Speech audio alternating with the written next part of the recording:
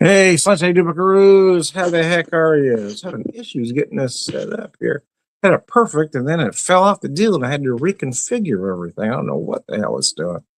Anyways, I digress. You don't care about that, do you? No, we really don't, huh? Anyways, oh man, technology. Anyways, some things I get, some things I don't. Anyways, it is and will always be the Gulf of Mexico, Mexican style lager, 4.8% from an Aqua Brewing Company, Minocqua, Wisconsin. Anyways, if you ever get a chance to try their products, I recommend them highly. Um, I hope to someday make a pilgrimage out there. Probably won't happen this year. I was hoping it would, but it's not looking likely. But at some point, I would like to get out there. They're a good company making fine beer and for a good cause as well. And you have to stand behind that. Turn on some light here so I can read a little bit to you. On January 20th, 2025, America's twice impeached, convicted felon signed an executive order that changed the name of the Gulf of Mexico to the Gulf of America. Yes, by forgetting to reserve his only family brain cell that day, our lobotomized swamp donkey of a president unilaterally erased 5 centuries of geographic history, regardless of what our McDonald's fart-filled blimp of a wannabe dictator says. The sane half of America, not the inbred cult of MAGA rock biters, will always refer to that body of water correctly and with respect to our southern ally. Let's read from the can, folks. Take from it what you will. It's not necessarily my opinions, but I'm not saying any of them are wrong. Anyways, lunch.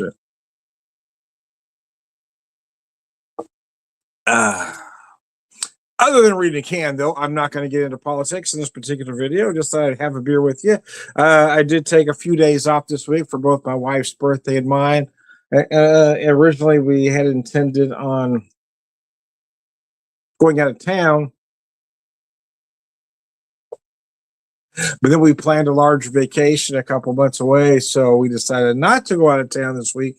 But I decided to keep the days off. One, because I had a I had a traumatic experience the other day. It's very traumatic, man. I had a colonoscopy on Wednesday, so I was glad I had that Thursday off. But now I can relax because I feel like I lost those days because you really weren't relaxed, you know. But now I can relax and take it easy today. Did a little shopping earlier. I thought we might go out and do something this afternoon, but I think we both once we got home the first time, we weren't getting out again. So I may get with some friends on Sunday. We'll see how that plays out. But that did allow me to do an earlier Friday videos. I typically don't get home on a Friday till about 10:30 at the earliest. So it's usually between 11 and 11:30 before I get a video out. So then, well, let's do an earlier one today, and we might do a later one. I want to start with a couple beers from Minocqua, starting with the Gulf of Mexico.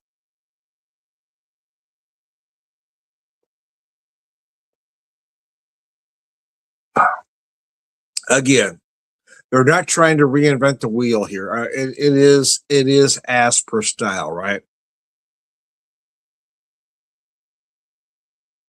It does feel like they're building a better mousetrap, though, right? It's a little bit cleaner than its macro counterparts, but still staying true to being a Mexican style lager. If you want to drop a lime in it, hey man, you do your thing. I'm kind of a purist. I don't typically fruit the beer.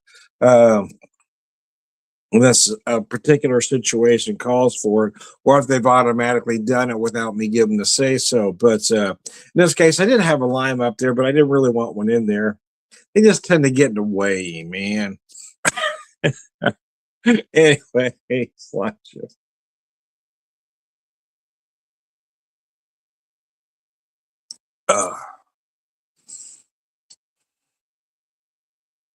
I was going to set up a background to do this under, but then that would just became too much work. So I set it over here. But for some reason, my stand wasn't holding my tablet.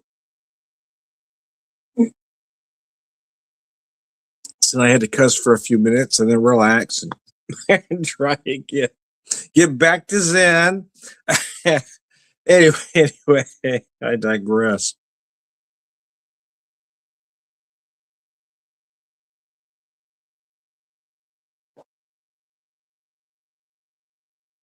Just trying to decide if I want to do some cocktails later or just relax and just have some whiskey neat. Sometimes I feel like making a cocktail. Sometimes it just seems like too much work. I just want to enjoy it, man. Got something on my glasses. I just cleaned them. It's like something splashed up there on me. Oh,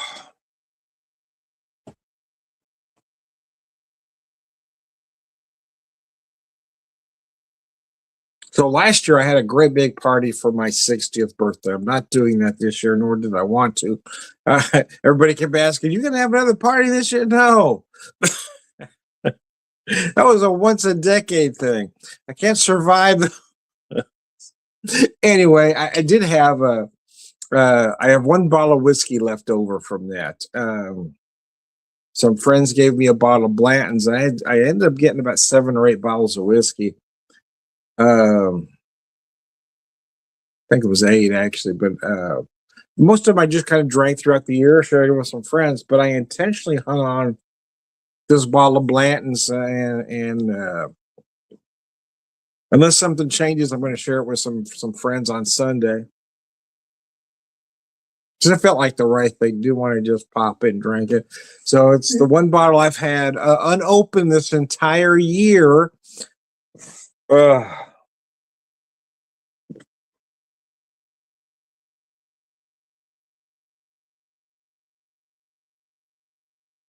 it's not necessarily that it was my favorite, in all honesty. It was more that I think it's the one bottle that everybody identified with, right? I'm a very small distillery guy, so a lot of what I like is a little obscure to some.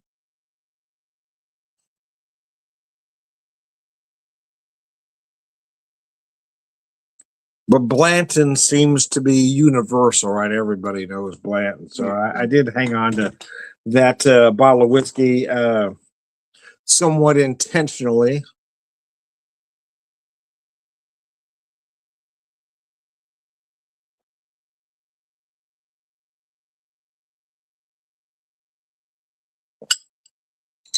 All right, we made it through that one. Let's get to beer number 2, shall we? And this is why I don't really drink or don't usually drink more than 2 because I'm already feeling bloated. It's the Culper Spiring. Again, another one from an Aqua Brewing Company.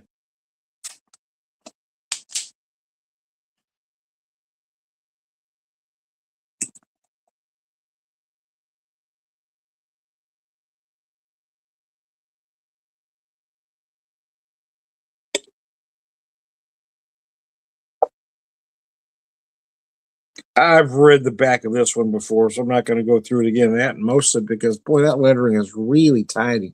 That green lettering on that black background, damn, that's going to make the old eyes hurt. That's just going to hurt, man. We just not going to mess with that. That's some tiny ass writing in it.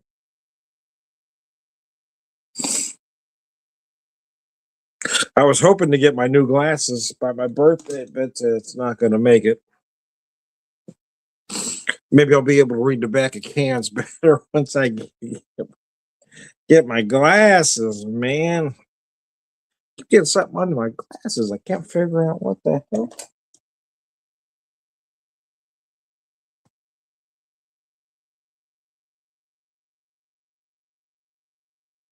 Just clean them suckers.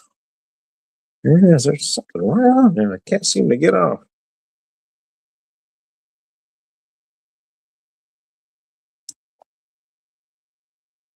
Anyway, we don't care, Tom. So let me drink this last one with you. Culper-Spiring. I think they describe it as a West Coast IPA. It is at 6.8%, I do believe. Yeah, West Coast IPA. 6.8%. That much I can read. They got that big letterings, but that story, they got tiny. I'll just put it up there if you want to magnify it for yourself. You go right ahead. I get a delivery from these guys once a month. I get four packs a month. It's about $80 and change. Yeah, I know it's not cheap, but it's for a good cause, and the beer is good.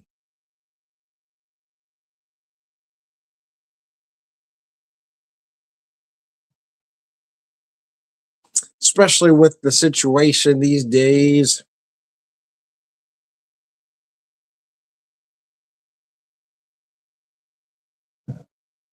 Oh, excuse me. Oh, had some pizza earlier. Apparently, I went a little heavy on the garlic. A little heavy on the garlic, man. Damn, Tom. You expecting vampires? Anyway, I digress.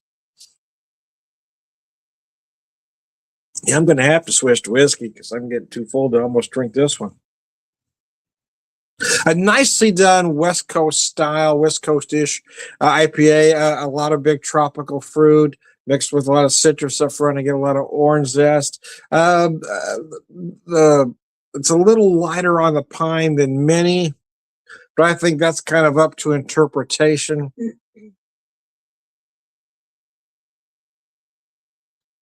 The earliest West Coast I remember weren't necessarily extremely heavy on the pine. I mean, I think that was its predecessor. But I think looking back, everybody's got a different memory on it. I went back to my earliest videos when even before the West Coast IPA or what's become the West Coast IPA. Then most of those IPAs then were all grapefruit and pine. But when those so-called West Coasters started popping up, they were more balanced, a little mixed on the tropical fruit, the citrus, and you had that pine, but it didn't feel like a huge pine punch.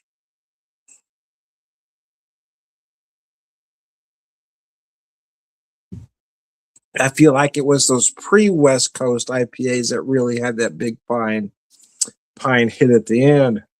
I remember like a Ska Modus Operandi, for instance, all grapefruit, all pine, and it was meant to just destroy your palate, and it did. But then I remember those early ones from Stone, Green Flash.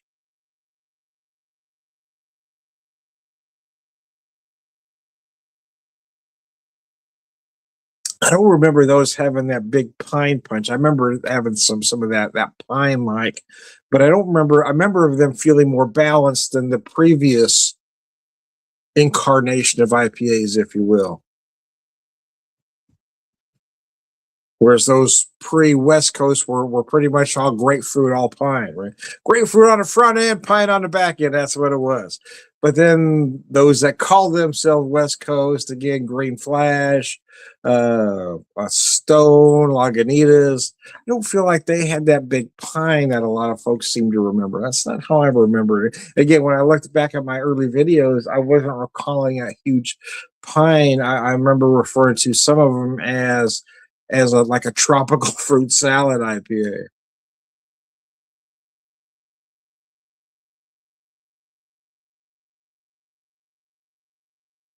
Because they weren't as palate destroying as their predecessors.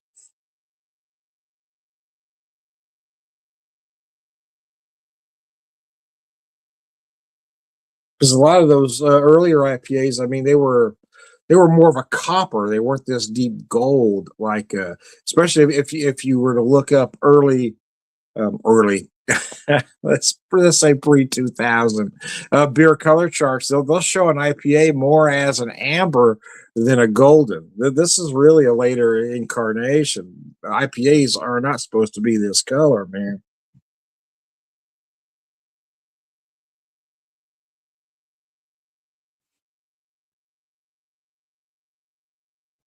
But nevertheless, this is where we are in today's craft beer world.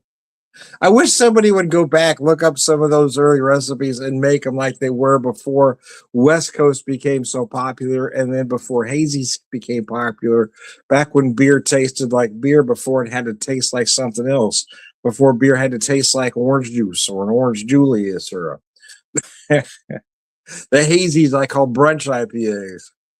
They're not really IPAs. It's what I maintain anyway. They don't drink like an IPA. They're not built like an IPA. They're not brewed like a traditional IPA. When folks ask, why, Tom, why don't you consider it an IPA? Well, I just said, because they're not brewed like an IPA. They're not built like an IPA. They don't drink like an IPA. They're only an IPA because that's those three letters at that particular time is what sold a beer. You had to have IPA to sell. And if they just said hazy monstrosity, they probably wouldn't have sold. This beer tastes like fruit juice. If you don't like beer flavored beer, this is the beer for you. Well, that's anyway. That's how I feel about hazies anyway. There are a few I like, don't get me wrong. I just that style for me will never be a go-to. They're always a one and done because it's just I don't want anything. I don't want a beer to taste like fruit juice. I want my beer to taste like a beer.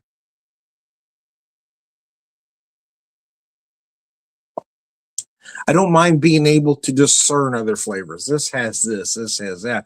But if your beer tastes nothing, if your beer only tastes like fruit juice, or if it tastes like an orange Julius, well, it's not a fucking beer, and it certainly isn't an IPA. Anyway, how do you really feel, Tom? You know, a lot of folks say, and they're not wrong,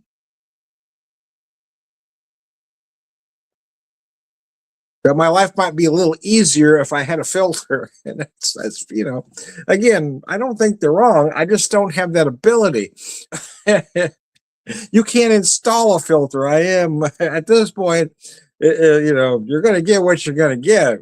I can't change it at this point. There might have been a time, but I'm not even sure then. I made a joke. It's been quite a while back, a couple of years ago now, I think. Anyway, I made a joke to my sister that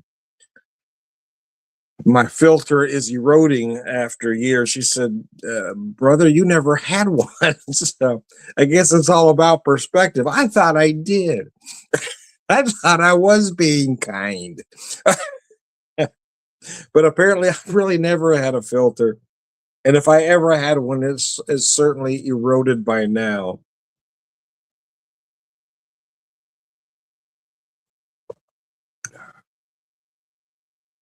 But one could argue, one could argue, there are some folks that, that are definitely not going to like me because I do say what I believe 100% of the time. But I guess one could argue that I have the friends that I do because of that as well. So that's the plus and minus.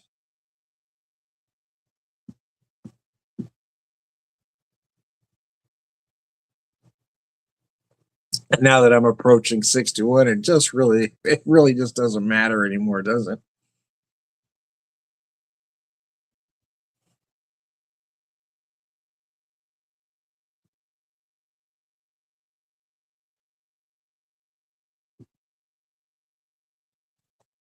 Ugh. Reconnected with a lot of a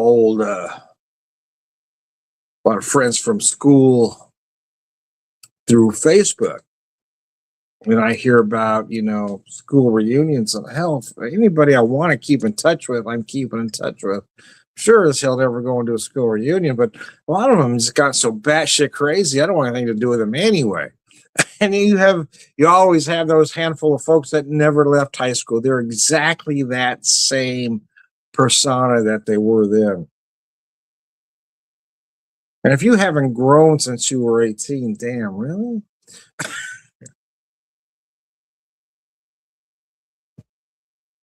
There's one friend I haven't talked to in over a decade now, but I mean, even at almost 50, every time he would call, he would say, "Well, what are you weighing now? What the fuck does it matter?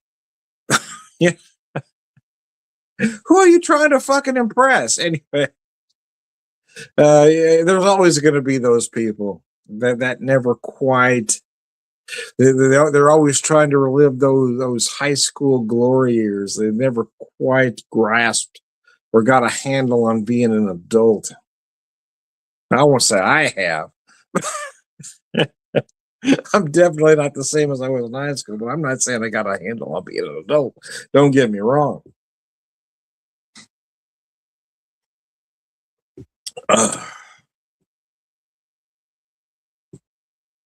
After some of the stuff I've been through, I feel like I'm lucky to be alive at 61, if I'm being honest with you.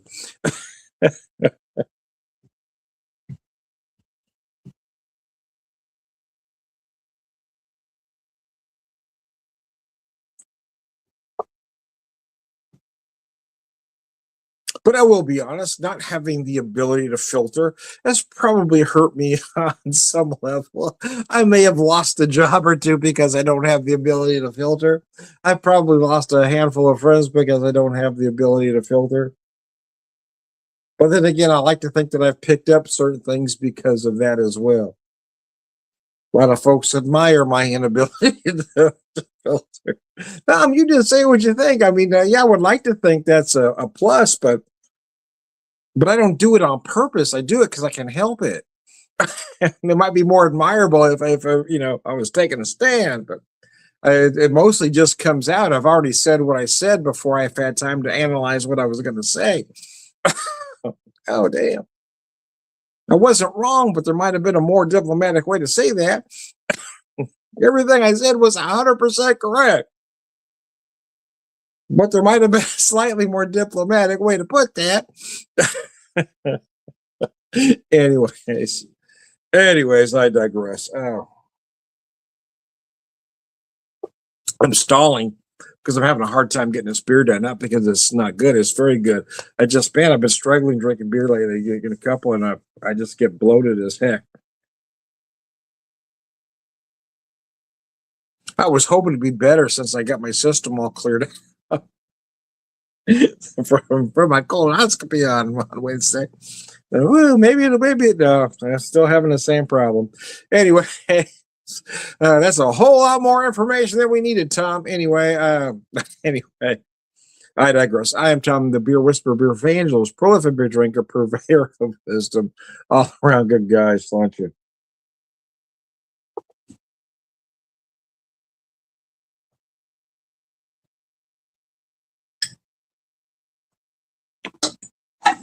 Ah, mercy. Have a good day, guys. Thanks for tuning in.